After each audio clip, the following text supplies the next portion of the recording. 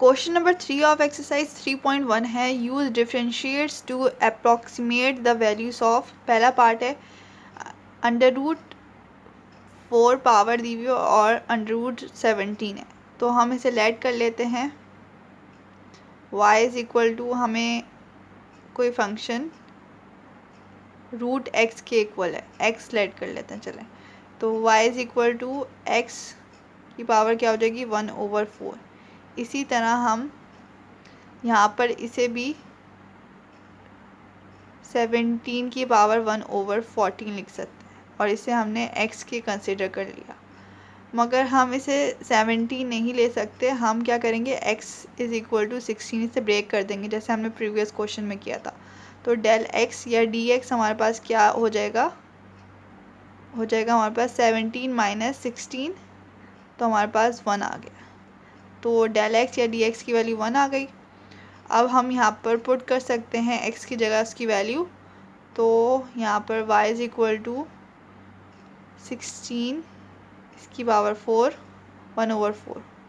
तो ये हमारे पास 2 की पावर 4 हमारे पास 16 होती है, तो यहाँ पर 2 की पावर 4 आ जाएगी और यहाँ पर 1/4 4 4 से कट जाएगा और हमारे पास y की वैल्यू आ जाएगी 2। सही है। अच्छा, ये हमने क्यों फाइंड किया y की वैल्यू? इसलिए फाइंड किया है क्योंकि हमें अप्रॉक्सीमेट वैल्यू फाइंड करनी है हमें इस फंक्शन की। तो वो किसके इक्वल होती है अंडर रूट 17 4, इसकी राउंड ऑफ वैल्यू इक्वल होती है y प्लस dx के। तो हमने पहले y फाइंड कर लिया, अब dx फाइंड करना है। तो हम इस फंक्शन को डिफरेंशिएट करेंगे y is equal to x की पावर 1/4 को। 17 को नहीं कर सकते, अगर हम 17 को करेंगे तो वो 0 आ जाएगा क्योंकि ये कांस्टेंट है। तो हम dy/dx अब फाइंड करते हैं, तो आ जाएगा हमारे पास पावर पहले, अब पावर के अंदर से एक माइनस 1/4 -1 और dx/dx। तो यहाँ पर इसे हम इक्वेशन नंबर 1 नाम दे देते हैं। अब यहाँ पर हमारे पास आ जाएगी 1/4 x की पावर -3/4 × 1 dx, ये 1 के इक्वल होता है। तो हमारे पास dy आ गया ओवर dx आ गया। तो अब हमें सिर्फ dy की वैल्यू चाहिए, तो हम उधर मल्टीप्लाई करवा देंगे और dx हमारे पास 1 है, तो 1 के साथ मल्टीप्लाई होके हमारे पास dy की वैल्यू यही आ जाएगी। अब हम इसे पुट इन 1 करेंगे, यानी हम y की और उसकी वैल्यू दोनों की वैल्यू इस 1 में पुट करेंगे। 17 इसकी पावर 4 है, y हमारे पास आया था 2 प्लस ये हमारे पास आया है 1/4 x की पावर 3/4। तो यहाँ पर हम 2 प्लस 1/4, यहाँ पर x की जगह 16 और इसकी पावर नीचे लेके जाएंगे तो प्लस 3/4 आ जाएगी। तो हमारे पास इसकी जो राउंड ऑफ वैल्यू आ रही है वो है 65/32 इज़ द आंसर। यहाँ पर ही इसकी वैल्यू पुट कर सकते हैं, इधर से ही आप 1/4 इसकी पावर 16 और नीचे लेके जाके मल्टीप्लाई करवा दें तो 1/32 आ जाएगा। अब 2 प्लस 1/32 करेंगे, पास ये 65/32 आंसर आ जाएगा। या पॉइंट्स में लिखना चाहते हैं तो पॉइंट्स में हमारे पास आंसर बन रहा है 2.03125। सही है, दोनों आंसर सही हैं। चलिए नेक्स्ट हमारे पास पार्ट नंबर 2 है 31 की पावर 1/5। तो सबसे पहले let y is equal to x की पावर 1/5। तो यहाँ पर हम x की पावर 31 की पावर 1/5, हम यहाँ पर प्लस डेल y करवाएंगे तो ये आ जाएगा हमारे पास x प्लस डेल x इसकी पावर 1/4। और अगर हम इसे ऐसे भी लिख सकते हैं ना, f of x plus del x is equal to x plus del x की पावर 1/4। तो अगर हम यहाँ पर 32 प्लस -1 करवा देते हैं वो 31 के इक्वल ही हो जाएगा। तो यहाँ से हमारे पास 1/5 x की वैल्यू आ गई है 32 और जो डेल x या dx की वैल्यू है वो है -1। और हमें फ़ाइंड क्या करना है, हमें फ़ाइंड करना है मैक्सिमम या हमें फ़ाइंड करना है नियर अबाउट वैल्यू ऑफ √31। तो वो हमारे पास इक्वल हो जाएगी y प्लस डेरिवेटिव और यहाँ पर हमारे पास dx भी होना चाहिए साथ। इस वाले क्वेश्चन में पहले वाले पार्ट में हमारे पास सिंपली dy/dx 1 आ रहा था जब भी हमने इसके साथ लिखा नहीं, क्योंकि 1 है तो 1 से मल्टीप्लाई होके कुछ नहीं होगा, वो ही आ जाएगा। जबकि यहाँ पर हमारे पास -1 है, -1 मैटर करता है। तो यहाँ पर हमने y फाइंड करना है सबसे पहले। तो y हम कैसे फाइंड करेंगे, हम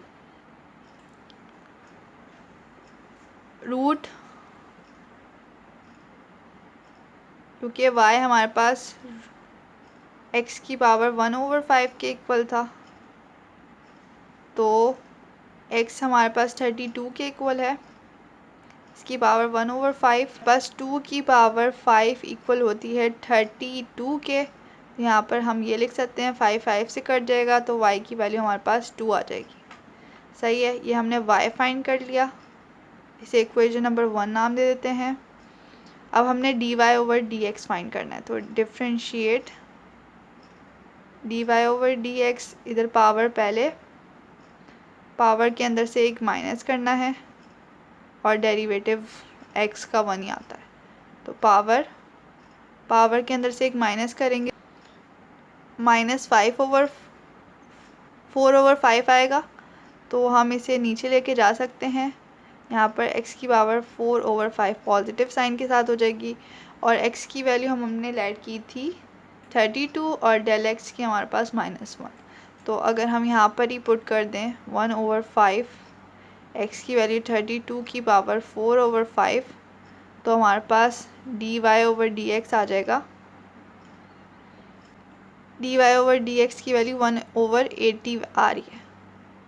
सही है, अब उसके बाद putting in equation number 1, put in equation 1, तो यहाँ पर हमारे पास √31 इसकी पावर 5 राउंड ऑफ किसके इक्वल हो जाएगा, y प्लस y हमारे पास है 2 प्लस dy/dx 180 और डेल x हमारे पास dx हमारे पास -1। ये था ना फॉर्मूला, y प्लस y का डेरिवेटिव और उसका dx। बस आंसर बन रहा है 1.9875। सही है, अब नेक्स्ट पार्ट करते हैं। नेक्स्ट हमारे पास पार्ट नंबर 3 है, कॉस और साइन वाले फंक्शन दिए हुए हैं। तो सबसे पहले f(x) या y के इक्वल कॉस 29 डिग्री को रख लेते हैं, फिर उसके बाद x प्लस डेल x हो जाता है, तो यहाँ पर आ जाएगा कॉस, यहाँ पर हम जनरलाइज कर लेते हैं, सिर्फ अभी x लेट कर लेते हैं। सही है, कॉस 29 को बाद में देखते हैं। तो यहाँ पर आ जाएगा हमारे पास x प्लस डेल x और यहाँ पर हमारे पास अगर हम 30 प्लस -1 करें तो हमारे पास क्या आ जाएगा, ये सेम आ जाएगा। तो यहाँ से हमारे पास x की वैल्यू 30 बन रही है और dx या डेल x की वैल्यू हमारे पास बन रही है -1। सही है, अब हमने इसकी राउंड ऑफ वैल्यू या अप्रॉक्सीमेट वैल्यू फाइंड करनी है। तो वो कैसे फाइंड करेंगे, हम y या f(x) प्लस उसका डेरिवेटिव और dx। तो y फाइंड करने के लिए y इज़ इक्वल टू, अच्छा यहाँ पर जो डेल x की वैल्यू आई है ना, ये हमारे पास डिग्रीज में भी नहीं आई ना रेडियन में आई है, तो हम इसे रेडियन में कन्वर्ट कर सकते हैं बाय मल्टीप्लाइंग पाई और डिवाइडिंग बाय 80। तो ये हमारे पास आ जाएगा 0.01745 रेडियन। सही है। ये हमारे पास किसकी वैल्यू आई है, डेल एक्स की या डी एक्स की। सही है, ये वैल्यू आ गई। अब हमने फाइंड करना है y की वैल्यू। हम y is equal to cos 30 बुक कर सकते हैं इधर से। सही है, तो x की जगह पे हमारे पास क्या आ जाएगा, 30। तो हमने यहाँ पर 30 ऐड किया है। अब हमारे पास फॉर्मूला क्या था कि cos 29 राउंड ऑफ करके इक्वल होगा y प्लस y1 या डेरिवेटिव और dx। तो यहाँ पर हमारे पास हमारे पास ये वैल्यू cos 30 और डेरिवेटिव हमारे पास क्या हो जाएगा, cos का डेरिवेटिव होता है माइनस साइन 30 आ जाएगा। और dx की वैल्यू हमारे पास है 0.01745। अब इसे सॉल्व करेंगे तो यहाँ पर cos 30 इक्वल होता है √3/2 के और माइनस साइन 30 इक्वल होता है 1/2 के, और यहाँ पर ये सेम आ जाएगा। इनको सॉल्व करेंगे। 29 की राउंड ऑफ वैल्यू हमारे पास आई है 0.8573। सही है, यहाँ पर थोड़ी कन्फ्यूजन थी, मैं आपको फिर से एक्सप्लेन कर देती हूँ। सबसे पहले हमने एफ ऑफ एक्स लेट किया कॉस एक्स जनरलाइज करने के लिए एक्स के लेट किया। फिर उसके बाद हमने दोनों साइड पे इंक्रीमेंट लिया। फिर उसके बाद हमने ये अपनी तरफ से कंसिडर किया। 29 को हमने ब्रेक किया है 30 - 1 में, तो वो 29 ही के इक्वल आ जाएगा। तो 29 यहाँ पर ये एक्स के इक्वल हो गया और ये डेल एक्स के इक्वल हो गया इसी तरह। और फिर उसके बाद ये तो हमारे पास सेम ही आ गया। फिर हमने ये जो डेल एक्स की वैल्यू फाइंड की थी वो हमने रेडियन में कन्वर्ट कर दी, तो वो हमारे पास ये वैल्यू आ गई। और फिर उसके बाद हमारे पास फार्मूला ये था, हमने इधर से इसे बना दिया कि y is equal to cos x होता है और x हमारे पास 30 डिग्री था, तो यहाँ पर हमारे पास इसकी वैल्यू आ गई। और फिर उसके बाद हमने इसमें पुट कर दी, डेरिवेटिव ले लिया। डेरिवेटिव अलग से लेना चाहें तो y का डेरिवेटिव हो जाएगा माइनस साइन थीटा 30 डिग्री। सही है, और फिर उसके बाद इधर वैल्यू पुट की, सॉल्व किया और हमारे पास आंसर आ गया। सही है। Part number 4 sine 61। तो सबसे पहले एफ ऑफ एक्स लेट कर लेते हैं साइन एक्स के लेट जनरलाइज एक्स किया हमने।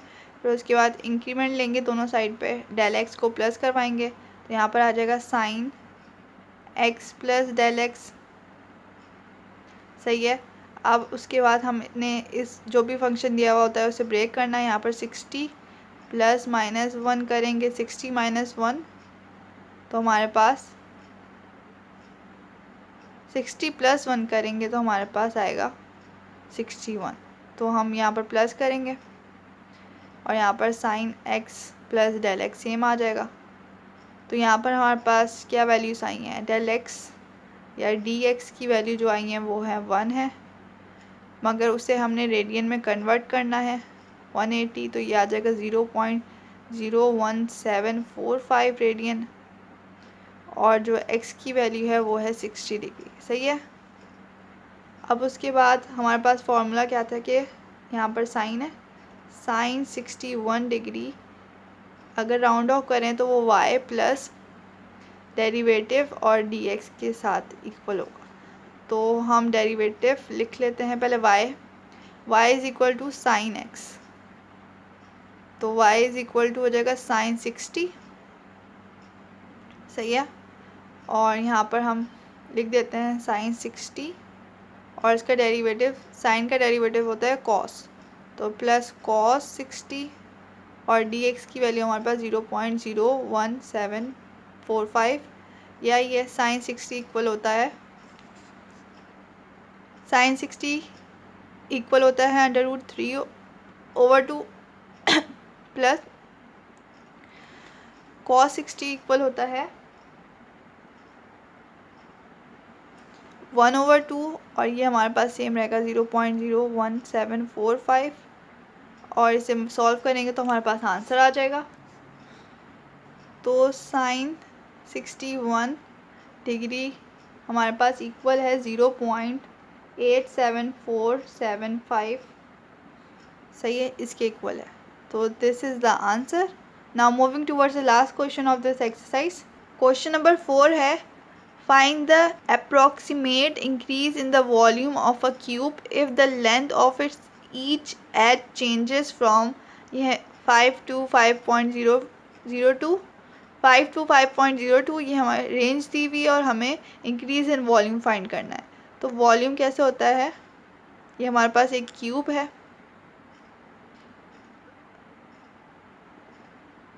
तो इसके ये वाली साइड, ये वाली साइड और ये वाली साइड, क्यूब में 3 साइडें होती हैं, तो let v be the volume of cube. v को हमने कंसिडर कर लिया है वॉल्यूम, तो ये v किसके इक्वल हो जाएगा हमारे पास, x क्यूब के। सही है, क्यूब है इसलिए 3 साइड्स हम लेंगे। तो यहाँ पर हमने फाइंड करना है, इंक्रीज फाइंड करना है, इसके अंदर कितना इंक्रीज हो रहा है, तो वो इक्वल हो जाएगा हमारे पास, और यहाँ पर हमें जो वैल्यू रेंज दी हुई है x इज़ इक्वल टू 5 हो जाएगा और डेल x या dx इक्वल हो जाएगा 5.02 माइनस 5, तो ये आ जाएगा हमारे पास 0.02। सही, ये आ गया। अब हमने इधर फॉर्मूला क्या लगा, derivative of v is equal to, v का derivative f of x of v